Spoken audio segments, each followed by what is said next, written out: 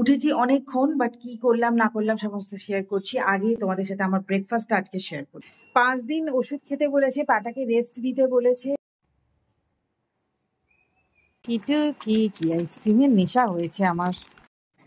Good morning everyone. এখন ঘড়িতে বাজে 11:30, 11:35। এই ঘড়িটা একটু ফাস্ট আছে।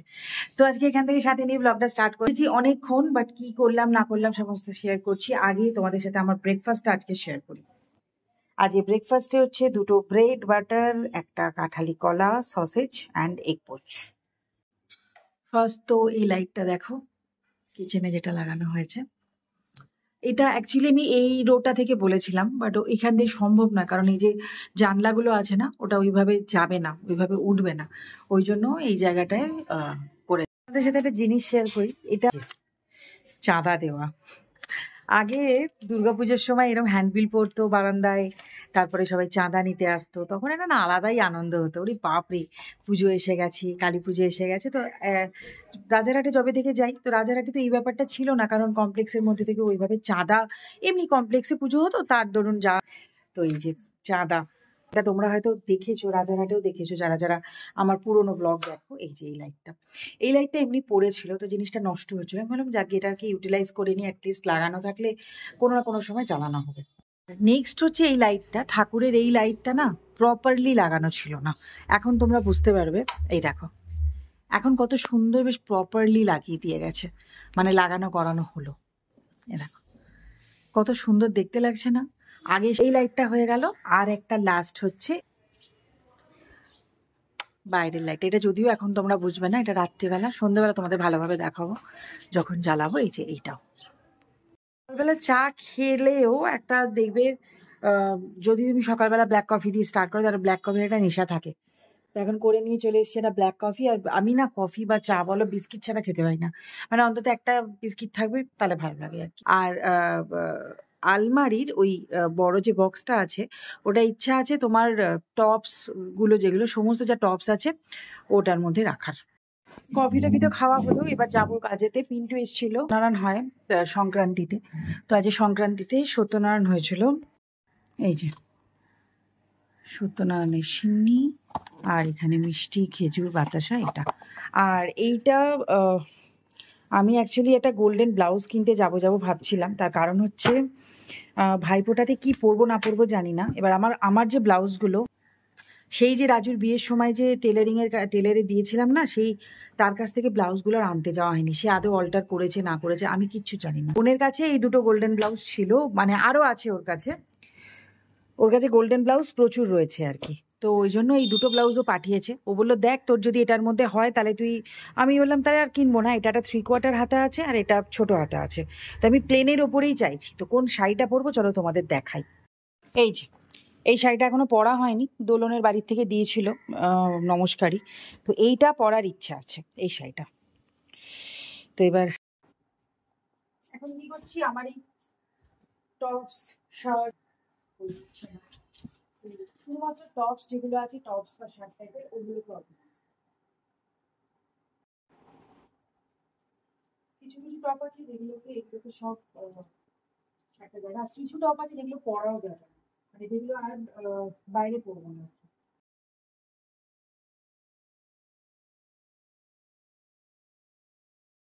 দেখ কত সুন্দরভাবে অর্গানাইজ করে দিলাম।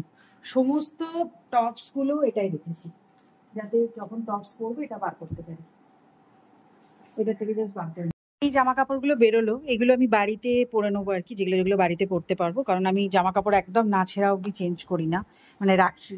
যেগুলো হয় আমার, মানে যেগুলো সাইজে হবে না সেগুলো নিয়ে তো কোনো অপশানই নেই, বাট যতক্ষণ জামা কাপড়গুলো হয় ততক্ষণ কিন্তু জামা কাপড়গুলো আমি ইউজ করি, আমি পরি। ওই ব্যাগটা বার করা আছে, ওই ব্যাগটা চেন কেটে গেছিলো। তো যদি বেরোই, আজকেও সন্ধ্যেবেলা যদি বেরোই, তাহলে ব্যাগটার চেনটা লাগানো যাবে কিনা, লাগানো তো যাবে অবভিয়াসলি, ওই চেনটা লাগাবো। আর বাকি রইলো ড্রেসিং টেবিলটা, এটা এবেলা আর পারছি না, আমার আর ভালো লাগছে না এখন করতে, এটা রাতে করবো। চলো গোছানো তো হলো, স্নানে যাব।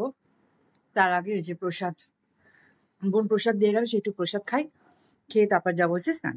Good afternoon. স্নান হয়ে গেছে, আর যে টপগুলো সব বার করেছিলাম এগুলো সব বাড়িতে পরে ফেলবো এবার থেকে। আমার এমনিও বাড়িতে পরার জামা কাপড় কিছু নেই। এবার খাবো, খাবার রান্না তো করা আছে। ও পায়ের না ব্যথাটা কখনো বাড়ছে কখনো কমছে, তো দেখি আজকে হয়তো আবার ডাক্তার দেখাতে হবে, মানে ডাক্তার ছাড়া হবে না মনে হচ্ছে।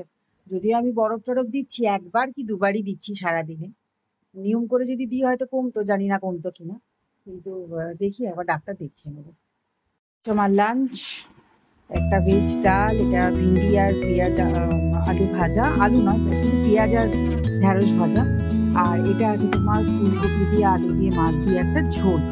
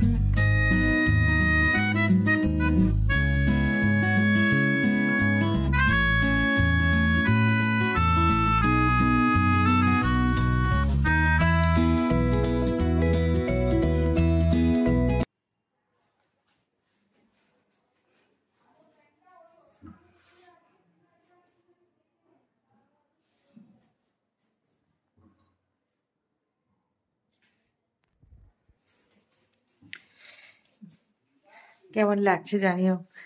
এখন রেডি হয়েছি একটুখানি, মা ডাক্তারখানায় নাম লিখিয়ে দিয়ে এসছে। ওই হাঁটুটা নিয়ে তো, হাঁটুটা তো একবারেই সারছে না। এবার আমি মাকে বললাম ছেড়ে দাও, ডাক্তার দেখানোর কি আছে, মা জোর করেছেই এসেই তারপর নাম লিখিয়ে দিয়ে এসছিল। এবার এখন বলে বলে বলে মায়ের সাথেই যাচ্ছি ওই হাঁটুটা দেখিয়ে আসতেই, সামনেই কি মায়েদের এখানে কি ঠাকুর ডাক্তার না কে আছে, ওই তাকে দেখাতে যাচ্ছি।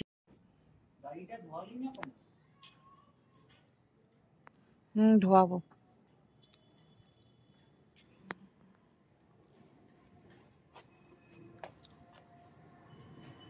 দিওয়ালি মানেই একটা ব্যাপার আছে, চারিদিকে বেশ একটা আলো আলো।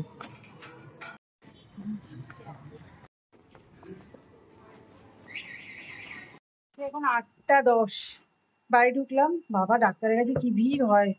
তো ওই যে প্রেসক্রিপশন ওষুধ দিয়েছে, ওষুধটাও কিনে নিলাম। 2 রকম ওষুধ দিয়েছে, 5 দিন ওষুধ খেতে বলেছে, পাটাকে রেস্ট দিতে বলেছে, ঠান্ডা ঠান্ডা সেক দিতে বলেছে, আর যেরকম মুখ লাগাচ্ছি লাগাতে বলেছে। 5 দিনে তো যদি না কমে তাহলে একটা এক্স রে করতে হবে, এক্স রে করে নিয়ে ওনার কাছে যেতে হবে। এবার দেখা যাক, ফিঙ্গার ক্রস। ভালো লাগছে না, ফিঙ্গার ক্রস করে আছি যে ব্যথাটা কমে যাক বাবা। আমার আর এই হ্যাপাজার্ট ভালো লাগছে না, কবে থেকে চলছে। টুকি টুকি কি আইসক্রিমের নেশা হয়েছে আমার। চকোবার, এটা মায়ের কুলফি, মা কুলফিটা বেশ ভালো খায়, আর আমি এটা খুব ভালো খাই। আমার এই স্টিকটা ভীষণ পছন্দের, তো এটা দুটো নিয়ে নিয়েছি। জামা কাপড় ছেড়ে নিয়েছি, যেদিন যেদিন এক একদিন মনে হয় না যেন মনে হয় কিরকম একটা যেন শরীরটা হয়ে আছে। মা এসে গেছে, মা এখন মুড়ি খাচ্ছে। মুড়ি কি দিয়ে খাচ্ছ? ও, মা এখন বাদাম দিয়ে মুড়ি খাচ্ছে, আমি আর মুড়ি টুড়ি খেলাম না। এই যে চায় গরম খাবো, চায় গরম। একটা বিস্কিট, এটা তো আমার খেতে লাগে। চা আর বিস্কিট খাবো, এখন এভাবে বসে বসে টিভি দেখবো। কাল আবার অফিস আছে, কালকে অফিস আমার, আবার সোমবার মঙ্গলবার ছুটি, মানে কালী পুজো দিওয়ালি 2 দিন পর পর ছুটি। আমি অফিসে বলছিলাম সেদিনকে যে ভাইফোঁটায় ছুটি দিতে পারে, মানে ওই পরের দিনে ছুটিটা না দিয়ে ভাইফোঁটা, তা নয়, ভাইফোঁটা আমাকে আলাদা করে ছুটি নিতে হবে। এখন বাজে হচ্ছে 11টা 15, মাঝখানে অনেকটা টাইম কেটে গেছে। অনেকক্ষণ ভিডিও কলে ছিলাম। গুপু আজ খানিকটা বাজি ফাটালো, সে তো মাকে একদম ধরেছে চেপে যে একটু বাজি ফাটাবো বাজি ফাটাবো, যা হয় বাচ্চারা তো সেটাই করে আর কি। এখন দেখছি হচ্ছে একেন বাবু সিজন 4টা, যদিও আমার দেখা, বাট একেন বাবু দেখার জন্য আমার কোনো রিজন লাগে না। আর এখানে মা ভাত বসিয়ে দিয়েছিল রাত্রিবেলা, মাও দুপুরবেলা আজকে ভাত টাত খায়নি, ওই জন্য মা ভাতও বসিয়ে দিয়েছিল। আর যা টুকটাক আছে ওখানে গরম গরম ভাত অলরেডি হয়ে গেছে, আর এখানে যা আমাদের টুকটাক আছে এগুলো দিয়ে হয়ে যাবে। এবারে গরম হয়ে গেছে। এই যে এখানে আলু পোস্ত আছে, এটা আছে মেটে চচ্চড়ি, এটা একটু ঢেঁড়স ভাজা, সব অল্প অল্প একটু একটু আছে, একটু ডাল, এটা ট্যাংরা মাছ পেঁয়াজকালি আলু দিয়ে। রাত্রেবেলার এর থেকে আর কি লাগে। Good morning. আমি অলরেডি কফি খাবো, কফি বসিয়ে দিয়েছি। অ্যাকচুয়ালি আমার হঠাৎ মনে পড়েছে যে আমি তো কালকে ব্লগটা শেষই করিনি, তো সেই জন্য আজকে তোমাদের সকালের মর্নিংয়ের একটা শুভেচ্ছা। ব্লিঙ্কিট থেকে কিছু জিনিস আনিয়েছিলাম, যেমন এই ডেটসটা আনিয়েছি, কেমন হবে জানি না, আমার ডেটস অনেকদিন ধরে ফুরিয়ে গেছিলো। এটা আনিয়েছি, একটা মিষ্টিটা ছোটো প্যাকেটই আপাতত আনিয়েছি। আচ্ছা,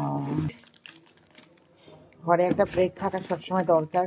রাইটস জানি না অনেকেই খাচ্ছে, তো একটা ছোট আনিয়ে দেখছি যে কেমন খেতে হয়। যদি ভাবছে তোমার ডিম,